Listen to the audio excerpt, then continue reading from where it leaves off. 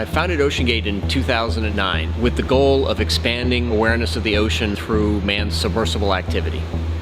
And so right now, again, our thoughts are with the families and making sure that they have an understanding as best as we can provide of what happened and begin to find some closure. Have you heard about the Great Disaster? The Oceangate Submersible Disaster, a catastrophic implosion, has tragically claimed 5 lives and has refused to provide their bodies, as there have been a lot of searches deep down in the ocean. This disaster nearly involved a billionaire and his son, but fortunately for them, through an excuse about the unassured safety of this submersible, he turned down the offer. First, what inspires people to continuously seek out and see a disintegrating ship to the point of risking their lives? Unmanned rovers have been sent down safely multiple times to record video of the Titanic for anyone to see from the comfort of their home. This time capsule of a submarine was literally just that, a metal capsule screwed together. Would you spend $250,000 to sit uncomfortably unsafe to the depths of the mysterious ocean? The voyage containing these 5 victims was said to have been booked in early 2023. Stockton Rush had approached Las Vegas businessman Jay Bloom with 2 discounted tickets, intending for him and his son, Sean, to be on the trip. The billionaire was offered a price of $150,000 per seat, rather than the full price of $250,000. What? I hear you exclaim. That is so much money, you might say. Jay Bloom must really be a wealthy man to be willing to give off $150,000 for an excursion on water. Who is Jay Bloom? What could possibly put a man in a position to be thought of as one who is able to spend ridiculously on material pleasure? Watch this video to the end to know more about this seeming philanthropist who almost got lost somewhere with his son in the ocean. Jay Bloom has pursued a successful career as a businessman over the years. He established the holding company called Pegasus Group Holdings, which is the owner and operator of data center ecosystems using renewable energy. The data centers are used by medical companies that provide human genome mapping sequencing and cryptocurrency miners. He is the first director of First 100, which purchases delinquent liens on HOA properties and takes the help of Nevada law to foreclose and become the owners of said properties, as the lender's mortgage is eliminated.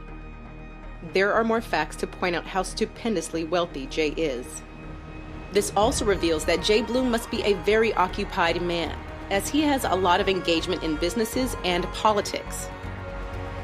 Why then would he want to leave all these for a visit to the bottom of the ocean only to see the Titanic wreckage of about 100 years ago, spending what one would call a fortune?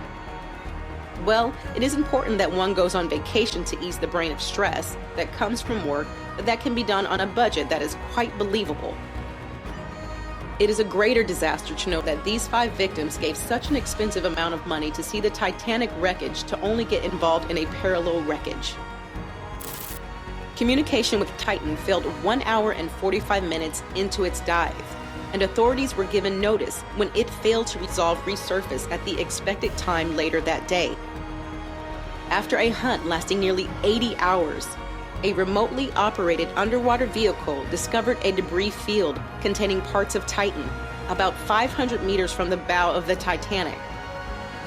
The search area was informed by the United States Navy's sonar detection of an acoustic signature consistent with an implosion around the time communications with the submersible stopped, suggesting the pressure hull had imploded while Titan was descending, resulting in the immediate deaths of all 5 occupants.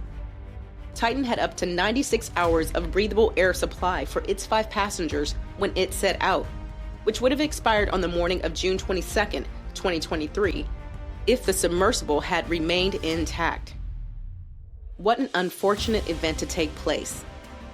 You would think that with spending that type of money, there would be more security, but that is the irony. that no matter how much money you have, no one can escape the fate of the end. Just like the Titanic itself, all classes went down with the ship, along with the captain. Oceangate is a private company founded in 2009 by Stockton Rush and Guillermo Sonline. Since 2010, it has transported paying customers in leased commercial submersibles off the coast of California, in the Gulf of Mexico, and in the Atlantic Ocean.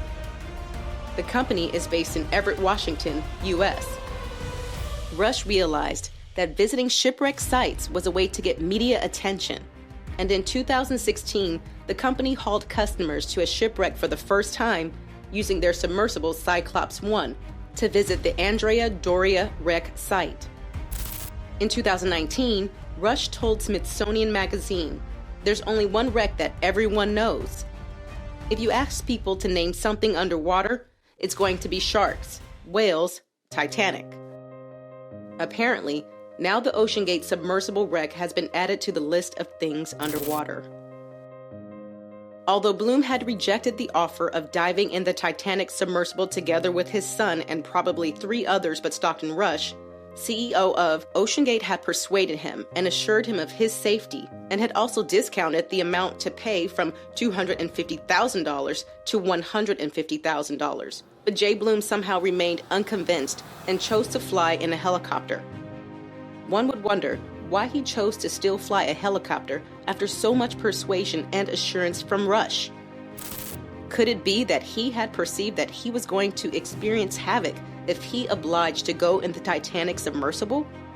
Well, let's say the unconscious saved him from this danger.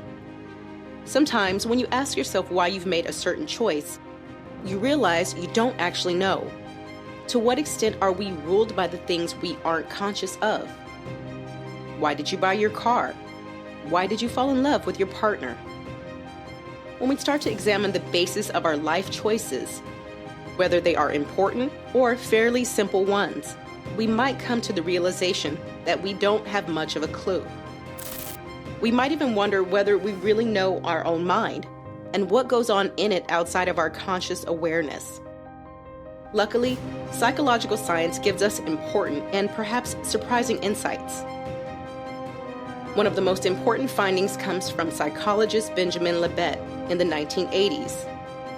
He devised an experiment which was deceptively simple, but has created an enormous amount of debate ever since. Participants were asked to sit in a relaxed manner in front of an adapted clock. On the clock face was a small light revolving around it. All those taking part had to do was to flex their finger whenever they felt the urge and remember the position of the light on the clock face when they experienced the initial urge to move their finger. At the same time as that was all happening, the participants had their brain activity recorded via an electroencephalogram, EEG, which detects levels of electrical activity in the brain. What Libet was able to show was that timings really matter, and they provide an important clue as to whether or not the unconscious plays a significant role in what we do. He showed that the electrical activity in the brain built up well before the people consciously intended to flex their finger and then went on to do it. In other words, unconscious mechanisms, through the preparation of neural activity, sets us up for any action we decide to take. But this all happens before we consciously experience intending to do something. Our unconscious appears to rule all actions we ever take. It is ridiculous and amazing how one could spend so much to risk their life. It's no lie that Jay Bloom would have spent $250,000 provided that the Titanic submersible was convincingly safe for him and his son. The only difference between the 5 victims and Jay Bloom is that the first cared less about safety, while the latter did. This does not exempt them from the position of being exorbitant. One would ask, why do wealthy people spend ridiculously for convenience? This is a critical question and would require a critical answer. Let us know what you think in the comment section.